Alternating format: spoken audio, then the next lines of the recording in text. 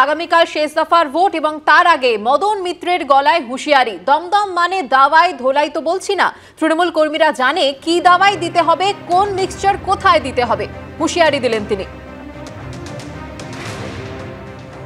Lorry মানে tata, জুতো মানে বাটা, আর দমদম মানে দাওয়াই। এটা তো আমার কথা নয়। আমি যদি বলি দমদম ধোলাই হবে, সেটা আনপার্লামেন্টারি হতে পারে।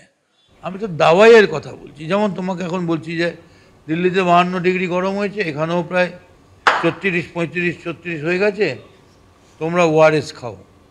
তেমনি দাওয়াইয়ের জন্যে নিশ্চিত থাকতে পারো, তৃণমূল কর্মীরা জানে কি দাওয়াই দিতে হবে, কোন মিক্সচার কোথায় দিতে হবে।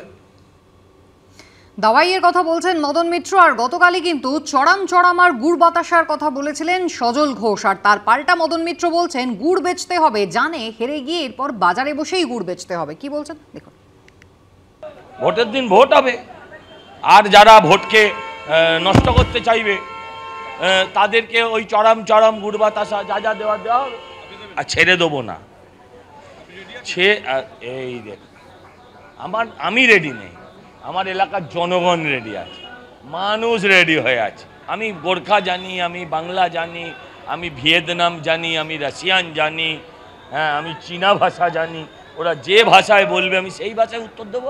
কোথাও চড়াম হলে চড়াম, কোথাও নকুলদানা দিতে হলে নকুলদানা, কোথাও গুড় বাতাসা দিতে হলে গুড় বাতাসা, যেটা দিতে হবে। কিন্তু আমি চাই ভোট হোক অবাধ, শান্তিপূর্ণ, গণতন্ত্রের। আর এই চড়াম গুড় বাতাসা, নকুলদানা কোনোটা আমি দেব না ভাই। আমি তাদের দলের সঙ্গে থাকবো, দেবে তো মানুষ। আমি অনুব্রত নাকি না অনুব্রত 2 যে আমি বলতে যাব? আমি কেন করব? মানুষ করবে। এটা জেনে গেছে এরপরে বাজারে গুড় বিক্রি করতে হবে, সেই জন্যেই ওই গুড় বাতাসের কথাটা নিয়ে এসছে। যারা গুড়ের কথা বলছে গুড় খাওয়াবে, এত লোককে গুড় খাওয়াতে হলে গুড়ের দোকান করতে হবে। এখন সোনার দোকানের তো অনেক দিন হলো, কারচুপি হলো, তো এবার সোনা ঝেড়ে যা পড়েছে তাতে গুড়ের দোকান হয়ে যাবে। দিলীপ ঘোষ যেদিন তৃণমূলের সঙ্গে সিপিএম এর গোপন আতাতের অভিযোগ তুললেন, সেদিনই সিপিএম কংগ্রেসকে আক্রমণ করলেন মমতা বন্দ্যোপাধ্যায়। শেষ দফা ভোটের আগে বিজেপি সিপিএম এর সেটিং এরও অভিযোগ তুলেছেন তৃণমূল নেত্রী। সিপিএম এর অফিস খুলে দিচ্ছেন, চা খাওয়ার পয়সা দিচ্ছেন, নির্বাচন করারও পয়সা দিচ্ছেন বিভিন্ন জায়গায়, এসব আমাদের কাছে খবর আছে। সুনীল গঙ্গোপাধ্যায় লিখেছিলেন, আমার কিছু বন্ধু আছে, তাদের মনে ছন্দ আছে, ভালোবাসার গন্ধ আছে, রোজ নামচার ধন্ধ আছে, কিন্তু রাজনীতির বন্ধুত্বে পুরোটাই ধন্দ, পুরোটাই ধোঁয়াশা।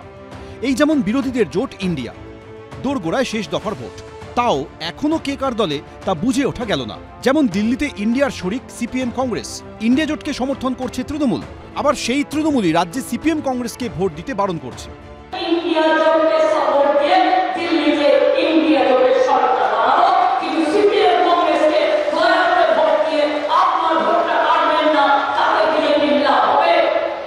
এখানেই শেষ না, শেষ দফা ভোটের আগে বিজেপি সিপিএম এর সেটিং এরও অভিযোগ তুলেছেন তৃণমূল নেত্রী।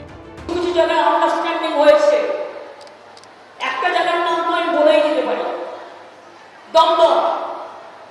ওখানে ওদের একজন পূজনীয় সিপিএম এর নেতা দাঁড়িয়েছেন, তার সাথে বিজেপির কথা হয়েছে, লোকসভায় ভোটটা সিপিএম বিজেপিকে দেবে, আর বিধানসভায় ভোটটা, একটা বিধানসভা আছে ওখানে চলছে যেটা হচ্ছে বরানগর, সেখানে সিপিএম এর ভোটটা বিজেপিতে আসবে।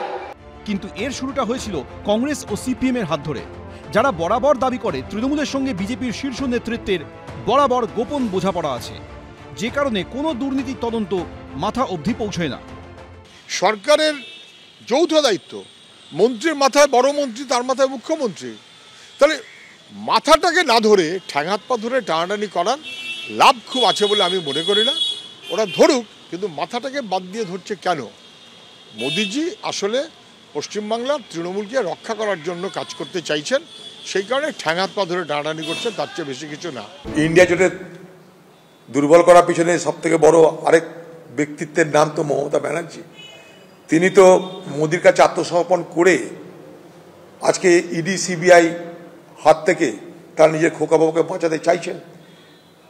কালকে আমি বলেছি অরবিন্দ কেজরিওয়াল আত্মসমর্পণ করেনি, তাই থেকে গ্রেপ্তার হতে হলো। দিদি আত্মসমর্পণ করেছে, তাই খোকাবাবুকে গ্রেপ্তার হতে হলো না। এখন আবার দিলীপ ঘোষ সিপিএমের সঙ্গে তৃণমূলের সেটিং এর তত্ত্ব সামনে আনলেন। এখানে কুস্তি করে বেড়াচ্ছেন, পাটনায় চা খাবেন, লখনৌ নাস্তা করবেন, আর ওখানে গিয়ে পাওভাজি খাবেন মুম্বাইতে। এসব তো লোকে দেখেছে কে কার সঙ্গে আছে। তো এইসব থেকে বাঁচার জন্য উল্টাপাল্টা বলে লোককে বিভ্রান্ত করার চেষ্টা করছেন। এটা ঘুরায়ও হাসবে এই উক্তি থেকে। উনিও তো 2016 সালের নির্বাচনের পর উনি যখন বিধায়ক হয়েছিলেন খড়গপুর থেকে, তখন সবাই বলেছিলেন যে খড়গপুর আর ভবানীপুরের মধ্যে বোঝাপড়ার ফল, তখন ভারতী ঘোষ ছিলেন।